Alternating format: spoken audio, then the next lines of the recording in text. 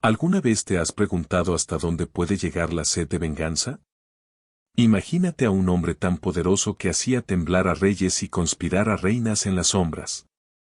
Ahora imagínate a ese mismo hombre siendo despedazado lentamente ante una multitud que grita de júbilo con cada uno de sus gritos de dolor. ¿Te parece una escena de película de terror? Pues no, hermanos, esta es la historia real de Hugh Despenser el joven, un hombre que subió tan alto que su caída estremeció a toda Europa. ¿Sabes qué es lo más escalofriante de esta historia? Que nos demuestra lo rápido que el poder puede convertir a una persona común en un monstruo. Y como una sociedad harta de tiranía puede volverse aún más cruel que el propio tirano. Pero vamos paso a paso. Imagínate Inglaterra en el siglo XIV, un país donde una palabra equivocada podía costarte la cabeza y la amistad correcta podía hacerte más rico que el mismísimo rey. Fue en este ambiente donde creció Hugh Despenser el joven, nacido alrededor de 1286 en una familia de expertos cortesanos e intrigantes. Su padre, Hugh Despenser el Viejo, ya se había ganado una reputación como maestro de los juegos políticos y político despiadado. El joven Hugh heredó de su papá no solo el nombre, sino también su astucia y, lo que es mucho peor, su enfermiza sed de poder. Imagínate al heredero de un oligarca que desde niño sabe que el dinero y las conexiones lo son todo. Así era más o menos el joven Despenser. En 1307 murió Eduardo I, conocido como el martillo de los escoceses, un rey guerrero al que temían los enemigos y respetaban los aliados. El trono pasó a su hijo Eduardo II, y aquí es donde la cosa se pone interesante. El nuevo rey resultó ser todo lo contrario a su padre. En lugar de conquistar tierras y mantener el orden, prefería los entretenimientos y la amistad con hombres guapos. El primer favorito del nuevo rey fue Piers Gaveston, un bello de Gascuña que, según las malas lenguas, era algo más que un simple amigo del rey. Gaveston era arrogante y estúpido, se burlaba abiertamente de la nobleza inglesa y despilfarraba el tesoro real en sus caprichos. No es sorpresa que en 1312 la paciencia de los varones se agotara y mataran a Gaveston. Pero la naturaleza aborrece el vacío, especialmente en el corazón de un rey débil. Y fue entonces cuando Hugh Despenser el joven entró en escena. A diferencia de Gaveston, que era un forastero, Despenser era 100% inglés de familia noble. Tenía los cerebros que tanto le habían faltado a su predecesor. Para 1318, Despenser ya se había convertido en el nuevo favorito de Eduardo II. Pero este tipo jugaba en una liga completamente diferente. Si Gaveston se conformaba con títulos y riquezas, Despenser quería poder real. No solo quería ser como el rey, quería serlo, dejándole a Eduardo únicamente la corona para el show. Imagínate a alguien que en pocos años pasó de ser un cortesano a convertirse en el gobernante en las sombras de todo un reino. En 1322, Despenser obtuvo el puesto de chambelán, lo que le daba acceso al rey a cualquier hora y control sobre quién más podía reunirse con él. Básicamente, se convirtió en un filtro viviente entre el rey y el resto del mundo. Sus métodos eran simples y efectivos: identifica las amenazas, neutralízalas por cualquier medio necesario. Los señores que se atrevían a oponerse a él de repente descubrían que sus tierras eran confiscadas por cargos inventados. Sus familiares arrestados y sus derechos tradicionales anulados gracias a interpretaciones creativas de la ley feudal. Despenser estaba especialmente interesado en las marcas galesas, regiones fronterizas ricas en tierra y recursos. Hábilmente provocaba conflictos con los señores locales, y luego, cuando eran derrotados o huían, se apoderaba de sus territorios. En pocos años había reunido propiedades personales que podían rivalizar con las del rey. Pero lo más genial de Despenser era su comprensión de la burocracia.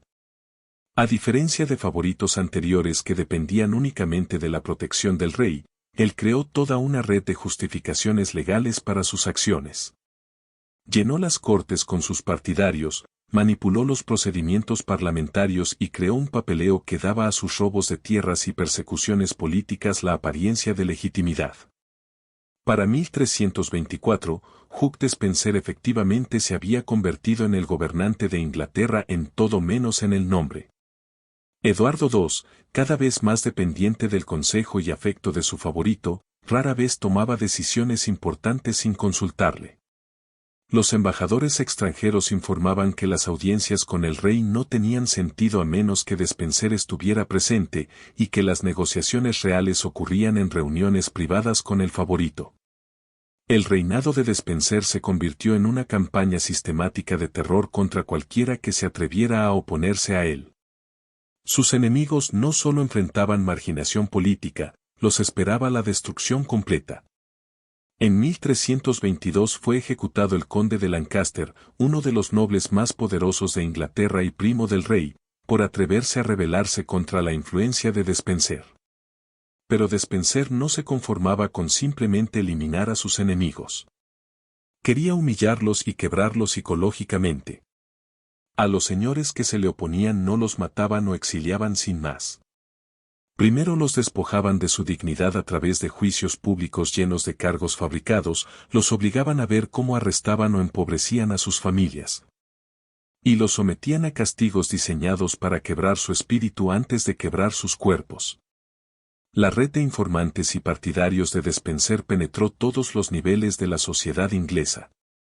Sirvientes en casas nobles, empleados en oficinas gubernamentales e incluso miembros del clero se encontraron reclutados o coaccionados para servir a la red de inteligencia del favorito. Esto creó una atmósfera de paranoia donde ninguna conversación era segura y ninguna alianza era confiable. Las mujeres no estaban exentas de la crueldad de Despenser. Las esposas e hijas de sus enemigos eran utilizadas como palanca, encarceladas en condiciones duras o forzadas a matrimonios que servían a sus propósitos políticos. Lady Alice de Lacy, una de las herederas más ricas de Inglaterra, fue esencialmente secuestrada y obligada a vivir bajo el control de Despenser para que él pudiera administrar sus vastas propiedades. Pero lo más impactante era su trato hacia la Iglesia. A pesar de la reverencia medieval hacia la autoridad religiosa, no dudaba en encarcelar obispos, confiscar tierras de la Iglesia y manipular la ley religiosa para servir a sus propósitos. Cuando el obispo Adam Orleton de Hereford se atrevió a criticar la política real, Despenser lo arrestó y torturó. Ahora imagínate a una mujer que observaba todo este horror desde primera fila. La reina Isabella, hija del rey de Francia, una de las mujeres más poderosas de Europa, se encontró cada vez más marginada y humillada por el dominio de Despenser sobre su esposo. El favorito no ocultaba su desprecio por la reina, bloqueando su acceso a Eduardo y reduciendo sistemáticamente su corte e ingresos. Pero Isabella no era de esas mujeres que se dejan apartar sin más. En 1325 fue enviada a Francia para negociar con su hermano, el rey Carlos IV, sobre territorios disputados en Gascuña. Esta misión diplomática le dio la oportunidad que necesitaba para escapar del control de Despenser y comenzar a organizar la resistencia a su régimen. Una vez en Francia, comenzó a reunir apoyo entre exiliados ingleses y nobles descontentos que habían huido de las persecuciones de Despenser. Su causa ganó un apoyo poderoso cuando formó una alianza con Roger Mortimer, uno de los señores de las Marcas que había escapado de las purgas anteriores de Despenser. La campaña propagandística de Isabella contra Despenser fue magistral en su simplicidad y efectividad. Se presentó como la reina agraviada, expulsada de su propio reino por la influencia antinatural del favorito de su esposo. Enfatizó las violaciones de Despenser a la ley y costumbre tradicionales, sus ataques a la Iglesia y su destrucción de familias nobles.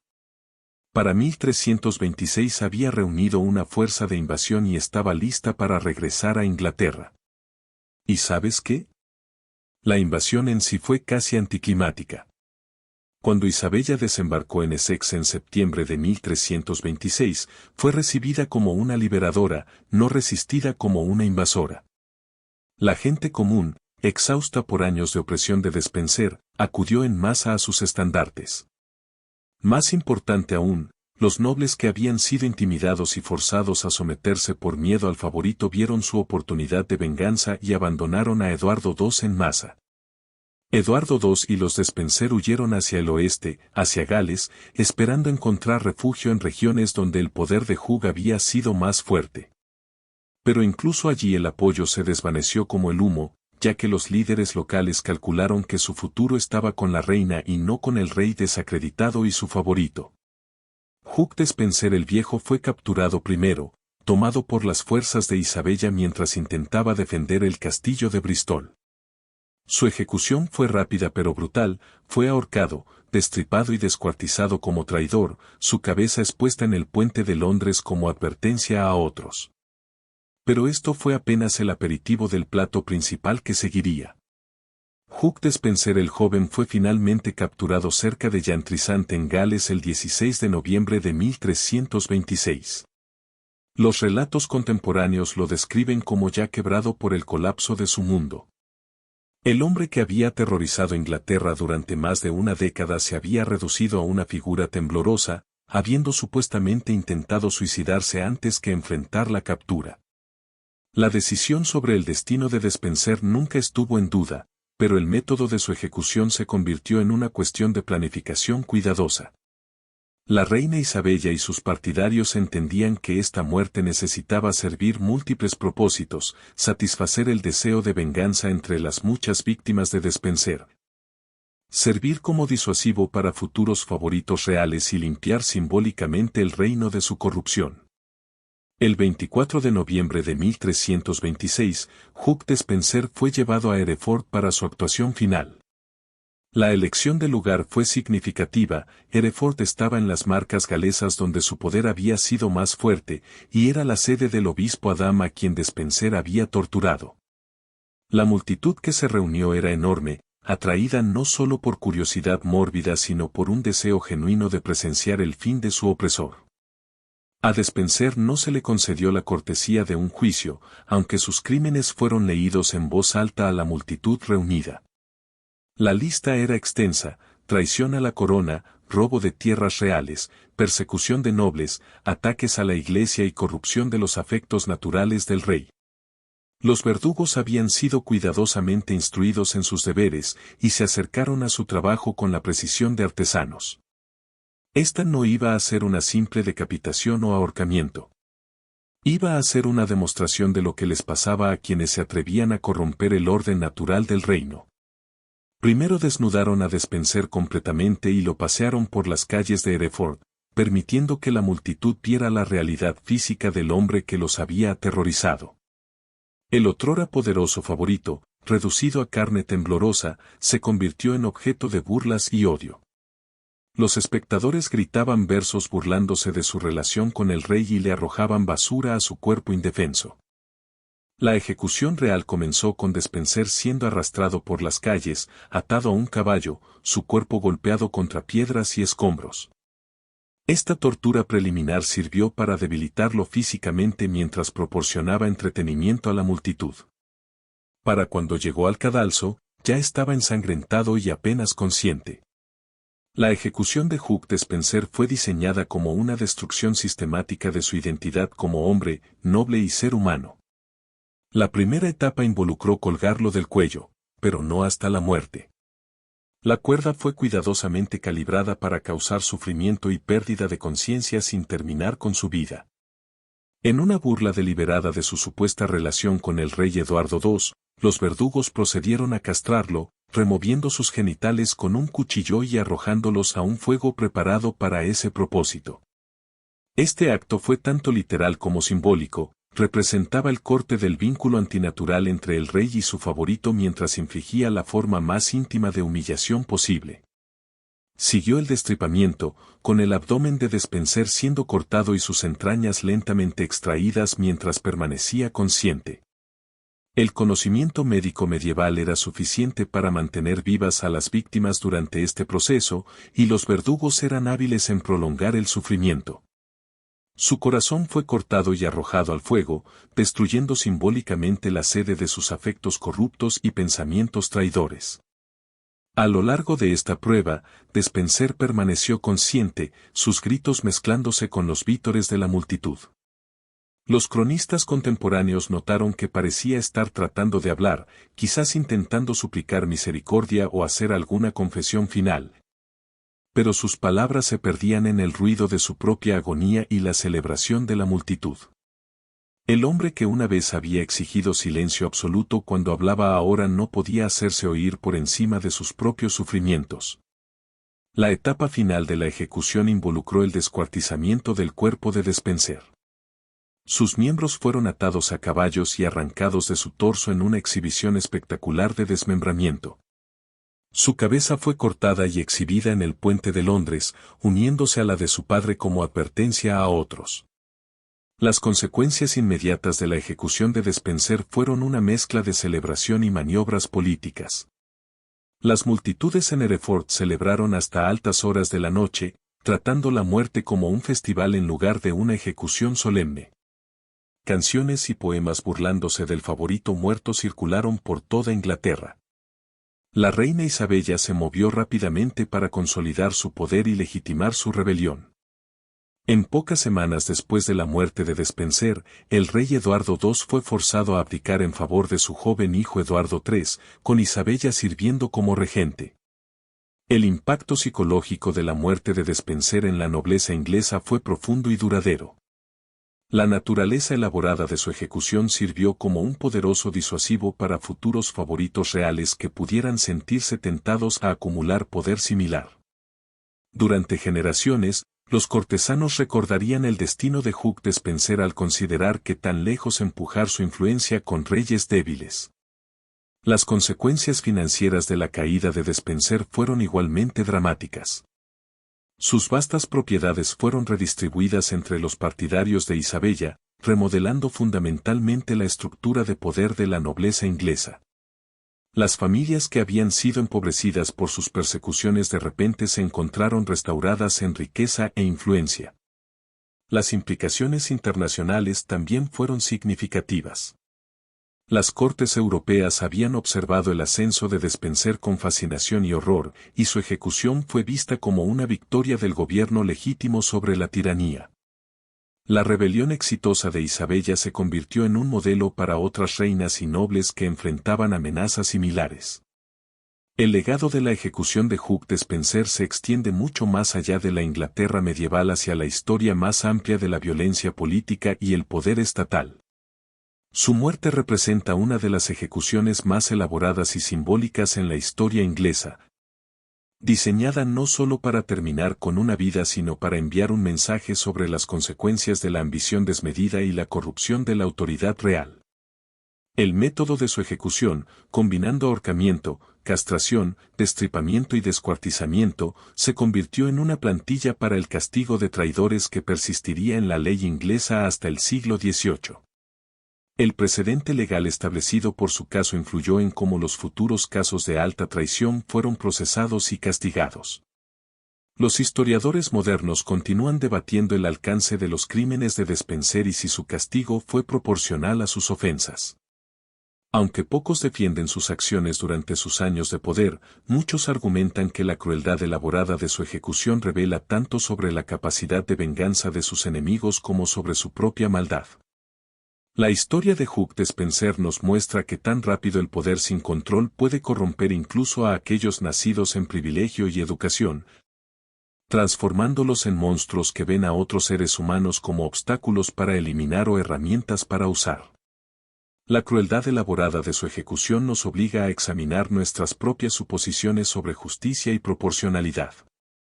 La participación entusiasta de la multitud en su sufrimiento revela el placer peligroso que los humanos pueden tomar al presenciar la destrucción de aquellos a quienes odian. Es una historia sobre lo que pasa cuando el poder corrompe absolutamente, y cómo la sed de venganza puede hacer que las víctimas se vuelvan tan crueles como sus opresores. Entonces, ¿qué opinan, muchachos? ¿Recibió Hugh Despenser lo que se merecía, o su ejecución fue un ejemplo de cómo la gente civilizada puede volverse bárbara en nombre de la justicia? Déjenme saber en los comentarios qué piensan de esta oscura historia de la política medieval. Si les gustó esta historia de poder, traición y venganza, denle like y suscríbanse al canal. Tenemos muchas más historias oscuras de la historia que los harán repensar lo que creían saber sobre el pasado. Nos vemos en el próximo video, hermanos.